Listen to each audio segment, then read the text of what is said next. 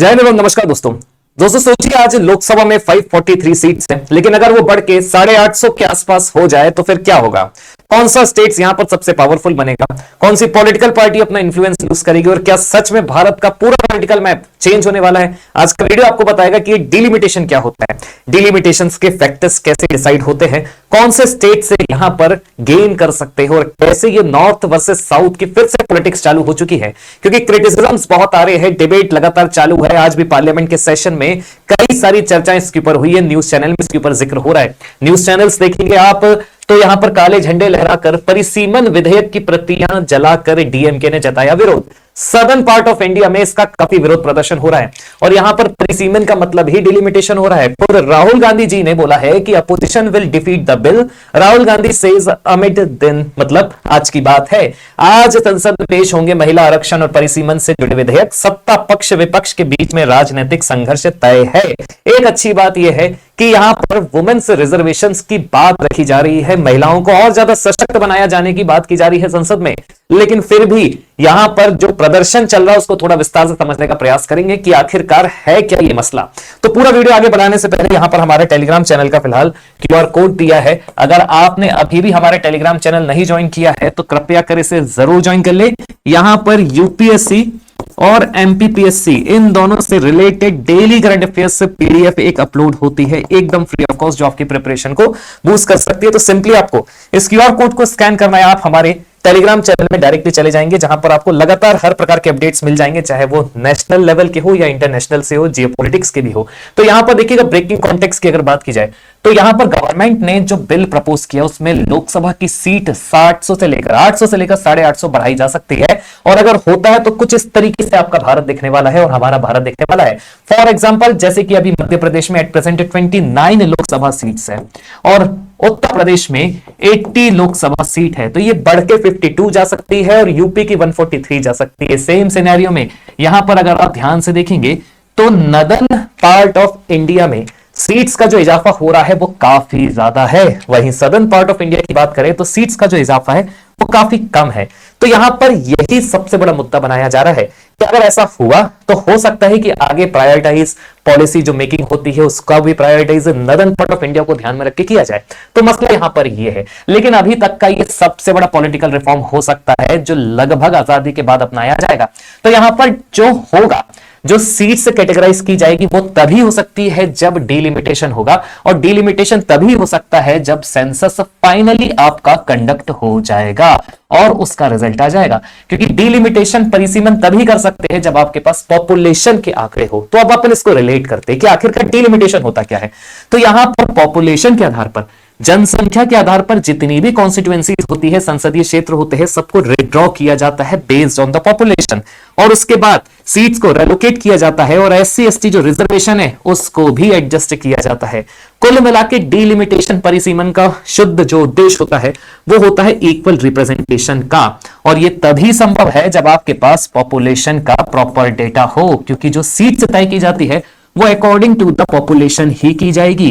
मतलब जहां पर जितनी ज्यादा पॉपुलेशन वहां पर उतनी ज्यादा सीट, चाहे यहां पर लोकसभा की बात की जाए, मतलब एमपीस की बात की जाए, या फिर स्टेट लेजिस्लेटिव असेंबली में एमएलएस की बात की जाए। तो मतलब कुल मिला के जो बेसिक क्राइटेरिया है वो बेस्ड ऑन पॉपुलेशन ही रहने वाला है। लेकिन अब इंटरेस्टिंगली मैं आपको बताऊं कि डिलिमिटेशन की चर्चा अभी क्यों हो रही है, क्या संविधान में इसका जिक्र है? तो बिल्कुल है। कॉन्स्टिट्यूशनल फ्रेमवर्क की अगर बात की जाए तो देखिए यहां पर जो रिस्पॉन्सिबल आर्टिकल है, आर्टिकल 82 ये स्टेट करता है कि जो डिलिमिटेशन होगा, परिसीमन होगा, वो हर एक सेंसस के बाद होगा, जनसंख्या जनगणना के बाद होगा। लेकिन भारत में जो सीट्स अभी तय की गई है, निर्धारित की गई है, वो 1971 के सेंसस के आधार पर डिसाइड की गई है। मतलब जो 1971 में जनसंख्या जनगणना हुई थी उसके आधार पर सीट्स का एलोकेशन है। उसके बाद क्या होता है, 1971 में ही 1971 के जो आंकड़े थे, एक संविधान संशोधन लाया जाता है जिसका नाम है 42nd कॉन्स्टिट्यूशनल अमेंडमेंट एक्ट 1976। और ये इतना ज्यादा महत्वपूर्ण है क्योंकि ये क्या करता है कि 1971 में जो सीट्स तय की गई थी उसके बाद से लेकर अभी तक जो भी सीट तय की गई उन सबको फ्रीज कर देता है। मतलब यहां पर जो भी वर्तमान हमारे पास सीटों का कैटेगराइजेशन है, फिर भले ही वो लोकसभा की हो या स्टेट असेंबली सीट्स हो, वो 1971 की जनगणना के आधार पर है। उसके बाद से किसी भी जनसंख्या को यहां पर कंसिडर नहीं किया गया है और यही सबसे बड़ा मुद्दा है। मतलब कुल मिला के अब जो डिलिमिटेशन हो रहा है, अगर आप अंदाजा लगाएंगे तो लगभग 50 साल के बाद हो रहा है, लगभग 50 साल के बाद हो रहा है। अभी तक का, भारत की आजादी के बाद का अभी तक का बिगेस्ट पॉलिटिकल रिफॉर्म आप इसे बोल सकते हैं। अब यहां पर सिर्फ लोकसभा की बात नहीं हो रही है दोस्तों, आर्टिकल 170 के हिसाब से स्टेट असेंबली सीट्स को भी अपन कैटेगराइज कर सकते हैं। और वहीं अगर एससी एसटी के रिजर्वेशन की बात आती है लोकसभा के सीट्स में और स्टेट असेंबली के सीट्स में, तो उसके बारे में भी जिक्र 330 और 332 आर्टिकल में दिया गया है, जिसमें एससी एसटी रिजर्वेशन है। तो कुल मिला के हमारे पास कॉन्स्टिट्यूशनल प्रोविजंस तो है जिसमें हम डिलिमिटेशन कर सकते हैं। 82 मतलब लोकसभा की, 170 मतलब स्टेट असेंबली सीट्स की, और दोनों में ही एससी एसटी के रिजर्वेशन में 330 और 332 आर्टिकल रिस्पॉन्सिबल होते हैं। लेकिन इसमें बात आपको ध्यान रखनी है 42nd कॉन्स्टिट्यूशनल अमेंडमेंट एक्ट 1976 की, जिसने फ्रीज करके रखा, और इस फ्रीज को बढ़ाया गया था 84th कॉन्स्टिट्यूशनल अमेंडमेंट एक्ट, जो कि यह कहता है कि 2026 तक जो व्यवस्था चली आ रही थी, जो सीट्स का रीडिस्ट्रीब्यूशन था, डिस्ट्रीब्यूशन के बाद रीडिस्ट्रीब्यूशन भी था, वो 2026 तक एक जैसा रहेगा। लेकिन आपके पास जानकारी है कि 2026 में भारत में होने वाली है जनगणना, और आपको पता है कि भारत जब आजाद हुआ था तब तो पॉपुलेशन कुछ और थी, और 1971 की अगर बात की जाए तो भारत की लगभग 55 करोड़ पॉपुलेशन थी। तो अब आप समझिएगा 1971 की 55 करोड़ की पॉपुलेशन आज जा चुकी है 150 करोड़। दुनिया में सबसे ज्यादा जनसंख्या वाला देश भारत बन चुका है। पॉपुलेशन विस्फोट हो रहा है, और ऐसा विस्फोट हो रहा है कि अब यहां पर कमी आ चुकी है एमपी के रिप्रेजेंटेशन में और पॉपुलेशन के रिप्रेजेंटेशन में।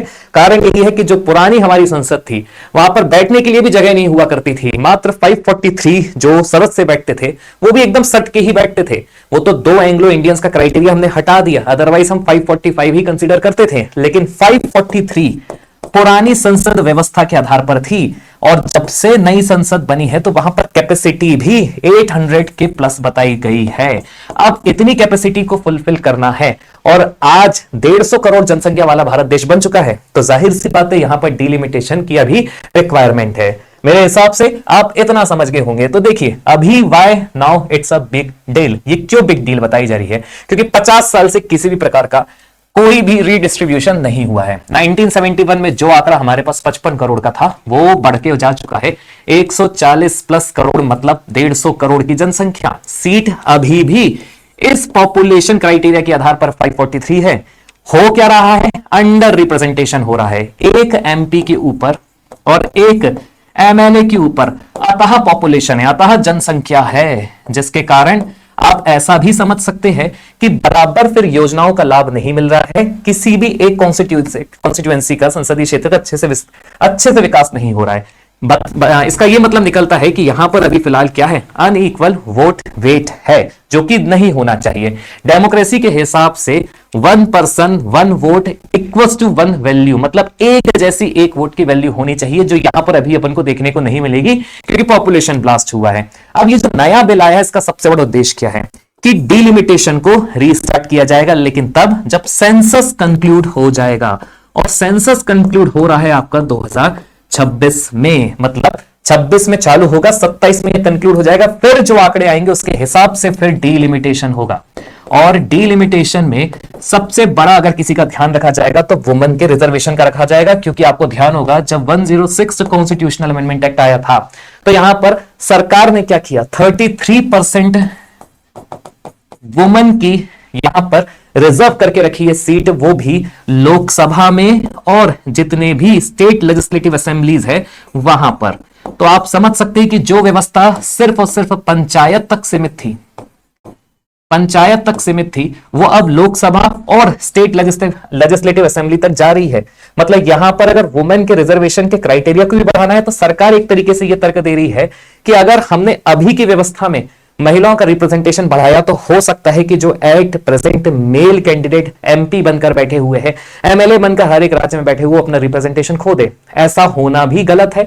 इससे अच्छा है कि हमारी नई संसदीय व्यवस्था में, क्योंकि सीट बिल्कुल अफरात है, 800 के ऊपर है, तो हम क्यों ना सीट ही बढ़ा दे, लेकिन इस तरीके से बढ़ा दे कि किसी भी राज्य को नुकसान ना हो। ऐसा मैं इसलिए बोल रहा हूं, मैं आपको समझाऊंगा।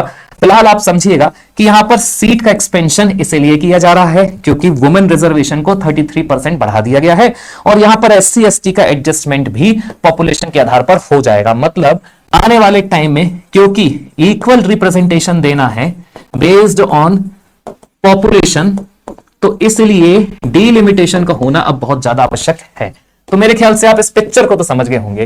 तो यहां पर सीधे तौर पर वुमेन रिजर्वेशन लिंक को जोड़कर इस पूरे बिल को देखा जा रहा है, क्योंकि यहां पर यह तभी किया जा सकता है जब सबसे पहली बात तो सेंसस के हमारे पास आंकड़े आ जाए, दूसरी चीज उसके आधार पर डीलिमिटेशन की प्रोसेस हो जाए। लॉजिक सब यही बताया जा रहा है कि जो सिटिंग MP है उनको नहीं हटाया जाएगा, ताकि उनको नहीं हटाया जाए, उनके साथ किसी भी प्रकार की नाइंसाफी ना हो, और यहां पर ओवरऑल जो सीट्स है उसे इंक्रीज कर दिया जाए। लेकिन फिर भी यहां पर दो कंपीटिंग प्रिंसिपल्स है। देखिए, पहला प्रिंसिपल है डेमोक्रेटिक इक्वालिटी का, जितनी ज्यादा पॉपुलेशन होती है उतनी ही नंबर ऑफ सीट्स होनी चाहिए, और दूसरा है फेडरल फेयरनेस का, कि यहां पर states should not be punished. ये लाइन इसलिए लिखी जा रही है क्योंकि आपको ध्यान होगा 1971 के बाद पॉपुलेशन कंट्रोल किया जाना था, और उस पॉपुलेशन कंट्रोल को सबसे अच्छे तरीके से ग्राउंड लेवल में अगर किसी ने किया है तो वो सदर्न इंडिया के स्टेट्स है। मतलब यहां पर सदर्न इंडिया के स्टेट्स ने अपनी पॉपुलेशन को कंट्रोल करके रखा। तो अब वो ये बोल रहे हैं कि क्या हमारे 1970s के डिकेड्स में जो हमने पॉपुलेशन कंट्रोल किया उसकी हमें आज सजा मिलने वाली है, क्योंकि अगर डिलिमिटेशन होता है तो उसमें सीधे तौर पर अगर किसी को लाभ मिलेगा तो वो सिर्फ और सिर्फ नदर्न इंडिया के स्टेट्स को मिलेगा, जिसमें यूपी बिहार आ जाते हैं, जहां पर सीट्स की जो संख्या है वो उसमें अत्यधिक इजाफा हो सकता है क्योंकि यहां पर पॉपुलेशन ब्लास्ट हुआ है। वहीं अगर देखा जाए सदर्न पार्ट ऑफ इंडिया के स्टेट्स की, जिसमें तमिलनाडु केरला आता है, वो कंपैरेटिवली जो अपना शेयर उसे कम कर देंगे। और अगर ऐसा होता है तो सदर्न पार्ट ऑफ इंडिया का यही एक सबसे बड़ा कंसर्न है कि उनने कंट्रोल पॉपुलेशन करी। क्यों? क्योंकि वो चाहते थे कि बेटर गवर्नेंस इंडिकेटर्स हो, बेटर गवर्नमेंट वहां पर परफॉर्म कर सके, बेटर पॉलिसीज को वहां पर अंतिम पंक्ति तक व्यक्ति जो है उस पर पहुंचाया जा सके। और यहां पर अब क्या हो रहा है कि इसके बाद ये हो सकता है कि अब उनकी जो पॉलिटिकल वॉइस है वो कम हो जाए और जो फिस्कल पावर है वो भी उनका रिड्यूस हो जाए। क्यों? क्योंकि अगर सीट्स का इजाफा होता है, नदर्न पार्ट ऑफ इंडिया के स्टेट्स को लाभ मिलता है, तो यहां पर सीधे तौर पर आपको एक पावर शिफ्ट देखने को मिलेगा, पॉलिसी शिफ्ट देखने को मिलेगा। जो आपकी रीजनल पार्टीज है वो भी यहां पर वीक होते हुए आपको दिखने को मिलेगी, और यहां पर हर एक नदर्न पार्ट ऑफ इंडिया के स्टेट्स को लाभ होता नजर आ रहा है। तो आप समझ सकते हैं कि ये कंसर्न तो बन चुका है, इसलिए नॉर्थ एंड साउथ की जो पॉलिटिकल डिबेट है ना वो चल रही है। तो देखिए, पॉलिटिकल कॉन्सिक्वेंसेस में अगर आप एरिया वाइज देखोगे, सबसे पहला आता है पावर शिफ्ट। पावर शिफ्ट की जब आप बात करोगे तो यहां पर सीधे तौर पर नॉर्थ का डोमिनेंस आपको देखने को मिलेगा। 800 में से ज्यादातर सीट्स अगर नदर्न पार्ट ऑफ इंडिया की है तो यहां पर उनके एमपीज ज्यादा बैठेंगे, और अगर उनके एमपीज ज्यादा बैठ रहे हैं तो मतलब जो पॉलिसी ड्राइव की जाएगी, जो फ्रेम की जाएगी, वो इनको ध्यान में रख के की जाएगी। मतलब यहां पर हिंदी भाषी क्षेत्र का रिप्रेजेंटेशन भी बढ़ रहा है। कारण यही है कि तमिलनाडु के सीएम स्टैलिन ने हाल ही में डिलिमिटेशन बिल की एक जो प्रतिलिपि है, कॉपी, उसे जलाया है नमक्कल में। ये आज की न्यूज है। और यहां पर स्टैलिन ने एक और चीज बोली कि Vajpayee ji froze delimitation to preserve balance until the country evolved more evenly. Why abandon that wisdom now? मतलब जो वाजपेयी जी ने 1971 के दौरान में 2026 तक फ्रीज करके रखी थी सीट, उसे क्यों अभी छेड़ा जा रहा है? ये सबसे बड़ा प्रश्न उन्होंने अभी उठाया है, क्योंकि इसमें सीधे तौर पर जो नुकसान हो रहा है ना वो साउथ इंडिया को ज्यादा हो रहा है, जिन्होंने ये सोचा कि हम अपनी पॉपुलेशन को कंट्रोल करते हैं ताकि हर एक व्यक्ति को ज्यादा अच्छा लाभ मिल सके वाया द गवर्नमेंट, हम सुशासन व्यवस्था को बढ़ाते हैं। तो उनका यह कहना है कि हमें क्यों अभी नुकसान हो रहा है इस डिलिमिटेशन में, क्योंकि यहां पर देखा जाए तो फाइट यही है। तो देखिए, पॉलिसी यहां पर अब क्या हो जाएगी, प्रायोरिटी पूरे तरीके से चेंज हो जाएगा, इलेक्शंस के नए डायनामिक्स आएंगे, और जो कोलिजन है उसमें रीजनल जो पार्टीज होती है वो वीक हो जाएगी। मतलब यहां पर जो इन्फ्लुएंस रहेगा वो नेशनल पार्टीज का आपको ज्यादा बढ़ता हुआ दिखने को मिलेगा। पॉलिटिकल रिएक्शंस की अपन बात करते हैं। एमके स्टैलिन ने पूरा डिलिमिटेशन को क्रिटिसाइज किया है, वहीं मल्लिकार्जुन खड़गे ने भले ही वुमेन कोटा को सपोर्ट किया है, लेकिन डिलिमिटेशन की अप्रोच को वो क्या कर रहे हैं, फिलहाल उसे भी अपोज कर रहे हैं। तो यहां पर आपको क्लियर पॉलिटिकल डिवाइड देखने को मिलेगा। रूलिंग गवर्नमेंट भले इस बिल को प्रपोज कर रही है, लेकिन अपोजिशन की तरफ से मेरे को नहीं लगता, आपको भी लगता है किसी तरीके का साथ मिलने वाला है। They are playing tricks Kharge says India bloc will oppose centre's delimitation bill. तो आप इस पिक्चर को भी समझ गए होंगे। अब इंटरेस्टिंगली पीओके को लेकर भी यहां पर नाम आ रहा है कि पीओके में जो डिलिमिटेशन हुआ है, फिलहाल करंट कॉन्स्टिट्यूशनल पोजीशन की बात की जाए तो देखिए पीओके मतलब including the Jammu Kashmir assembly seat से 114 है, जिसमें से 24 सीट रिजर्व की गई है पीओके के लिए, जो फिलहाल वैकेंट है।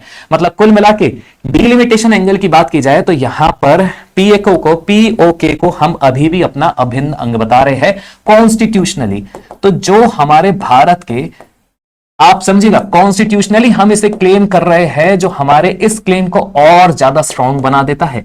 मतलब कुल मिला के यहां पर एक तैयारी ऐसी भी की जा रही है कि अगर भविष्य में पीओके है ना, उस पर हमारा पूरे तरीके से कब्जा हो जाता है तो फिर तुरंत चुनाव किया जाएगा और वहां पर भी महिलाओं के लिए जो सीट रिजर्व की गई है उसमें भी जल्द ही वहां की महिलाएं बैठेगी। तो तैयारी पूरी यहां पर जारी है। Delimitation to be conducted post census post 2026 में lead to readjustment of J and K seats, continued reservation of PoK seats, stronger institution assertion. ये क्या बताता है कि पीओके भारत का अभी भी इंटीग्रेटेड हिस्सा है, पॉलिटिकल फ्रेमवर्क में है, भले ही ग्राउंड रियलिटी कुछ भी हो, लेकिन ऑन पेपर कॉन्स्टिट्यूशनल एस्पेक्ट्स के आधार पर यह हमें काफी ज्यादा स्ट्रांग बना देता है। अब आगे समझिएगा, यहां पर वुमेन रिजर्वेशन लिंक इसके साथ और ज्यादा स्ट्रॉन्ग फैक्टर बना देती है। यहां पर 33% रिजर्वेशन थ्योरेटिकली पीओके में भी अप्लाई हो रहा है, ऑन ग्राउंड अभी भी पीओके में ये जो सीट्स है ये वैकेंट मानी जाएगी। लेकिन फिर भी यहां अगर आप देखोगे तो यहां पर लीगल जो कंप्लीटनेस है वो आपको पूरे तरीके से दिखेगी, और यहां पर फिलहाल प्रैक्टिकल लिमिटेशन हमारे पास है। तो आपको समझ में आ गया होगा कि जो हमारे पास पेपर में आंकड़े हैं हम उसे अभी भी अगर माने तो पीओके हम कल ही लेकर वहां पर चुनाव कराकर महिलाओं को भी वहां पर एमपीज बना सकते हैं। आप देखिएगा स्ट्रेटेजिक और पॉलिटिकल सिग्निफिकेंस की अगर बात की जाए तो देखिए डायमेंशन में constitutional wise maintains a claim over the PoK. इस delimitation bill, women reservation bill के आधार पर पॉलिटिकल पॉइंट ऑफ व्यू से यह हमारे रिप्रेजेंटेशन को और ज्यादा बढ़ा देता है। वुमेन रिजर्वेशन क्राइटेरिया को भले ही हम स्ट्रक्चरली वहां पर अप्लाई कर रहे हैं, लेकिन अभी भी ऑन प्रैक्टिकल और प्रैक्टिकलिटी के हिसाब से, अगर ग्राउंड के हिसाब से देखा जाए तो सीट अभी भी खाली है। और जियोपॉलिटिक्स सिनेरियो के हिसाब से यह भारत का सबसे स्ट्रॉन्ग सोवरेनिटी स्टैंस पूरी दुनिया के सामने बताता है। अब देखिएगा यहां पर जो पॉसिबल और फ्यूचर सिनेरियोज है की इनसाइट्स और कंक्लूजन एक बार में इसे समझने का प्रयास करते हैं। पॉसिबल फ्यूचर सिनेरियोज के हिसाब से जो अभी सबसे पहला फैक्टर है वो है पॉपुलेशन बेस्ड। इसमें सिर्फ और सिर्फ देखा जाएगा अगर डिलिमिटेशन होता है पॉपुलेशन बेस्ड तो फायदा होगा नॉर्थ स्टेट्स को, और उनकी सीट्स में इजाफा होता है तो फिर पूरा पॉलिटिकल जो सिनेरियो है वो चेंज हो जाएगा। इसीलिए यहां पर एक अप्रोच बैलेंस की बताई जा रही है कि भैया मिक्स्ड टाइप ऑफ अप्रोच होनी चाहिए ताकि रिप्रेजेंटेशन नॉर्थ एंड साउथ का दोनों का बना रहे। और अगर स्टेटस क्वो की बात की जाए तो अभी भी फ्रीज को यहां पर एक्सपेंड किया जा सकता है। तो पूरे तरीके से यहां पर सिनेरियोस को ध्यान में रखा जा रहा है, क्योंकि अगर बात की जाए तो देखिए 1 पर्सन इक्वल टू 1 वोट और इक्वल टू 1 वैल्यू होनी चाहिए। मतलब यहां पर वैल्यू भी किसी तरीके से कम ज्यादा नहीं होनी चाहिए। हर एक व्यक्ति का एक वोट और एक वैल्यू का मतलब यह होता है कि यही सबसे अच्छी सामान्य डेमोक्रेसी वाली व्यवस्था मानी जाती है। इसलिए डिलिमिटेशन का मतलब यहां पर सीट की संख्या में इजाफा बस नहीं है, बल्कि पावर का रीडिस्ट्रीब्यूशन भी होता है। तो कंक्लूजन की अगर बात की जाए तो भले ही इसे अभी तक का आप सबसे बड़ा पोस्ट इंडिपेंडेंस पॉलिटिकल रिफॉर्म बताए, लेकिन अभी भी इस डिलिमिटेशन में डेमोक्रेसी और फेडरलिज्म दोनों को ध्यान में रख के सीट का एडजस्टमेंट होना चाहिए, क्योंकि यही फिर आने वाला भारत का भविष्य तय करेगा। क्योंकि भारत में तो आपने देखा है छोटी छोटी चीज में वैसे भी राजनीति गर्मा जाती है, तो यहां पर तो फिर भी पूरा पॉलिटिकल मैप ही चेंज होने वाला है। और इसका लाभ और इसके ऊपर क्रिटिसिज्म किसी भी तरीके से कुछ भी होता है तो पॉलिटिकल पार्टी से इसका अच्छा खासा मसला बना सकती है, और नुकसान अगर होगा तो फिर वहां पर सिर्फ जनता का भी हो सकता है, भले ही ये बिल जनता को ध्यान में रख के लाया जा रहा हो। तो कमेंट करके दोस्तों जरूर बताइएगा कि आपका क्या सोचना है कि अगर सीट का इजाफा होता है तो भारत में क्या चीज बदल सकती है। जय हिंद एवं वंदे मातरम। एक बार फिर से आप सभी को